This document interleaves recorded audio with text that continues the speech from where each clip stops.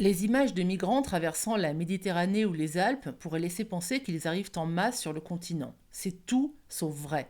Par rapport à 2015, le nombre de demandes d'asile dans les pays de l'Union européenne a chuté de moitié. Cette baisse est le résultat d'une volonté de fermeture des frontières de l'Union européenne, dont la sécurité a aussi été sous-traitée à des pays tiers comme la Turquie, la Libye ou le Niger.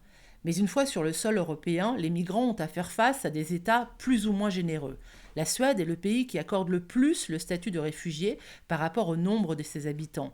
L'Allemagne a aussi largement fait sa part. Ce n'est pas le cas de la France. En 5 ans, elle a accordé l'équivalent de 2400 protections pour 1 million d'habitants, c'est-à-dire 0,24% de la population. La Hongrie de Viktor Orban a très vite fermé ses frontières. Au total, les migrants à qui elle a octroyé sa protection représentent 0,03% de sa population. C'est aussi le cas de l'Italie de Matteo Salvini avec 0,29%. Malgré les conflits meurtriers, l'Union européenne n'est pas accueillante. Les réfugiés ne représentent que 0,41% de sa population. En 2018, sur 5,6 millions de réfugiés syriens, elle n'a accordé sa protection qu'à 96 000 d'entre eux, dont 70% en Allemagne.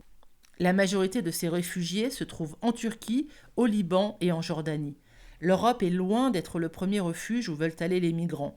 Sur les 71 millions de déplacés forcés, 80% sont accueillis dans les pays du Sud. Et la majorité reste sur leur continent, dans un autre pays d'Asie ou d'Afrique. Mais il n'y a pas que les conflits ou les famines qui poussent les migrants à l'exil, il y a aussi le regroupement familial, les études à l'étranger et l'immigration de travail. Mais quelles que soient les raisons qui les incitent à partir, les immigrés représentent à tout casser 4% de la population mondiale, bien loin des fantasmes qu'ils suscitent.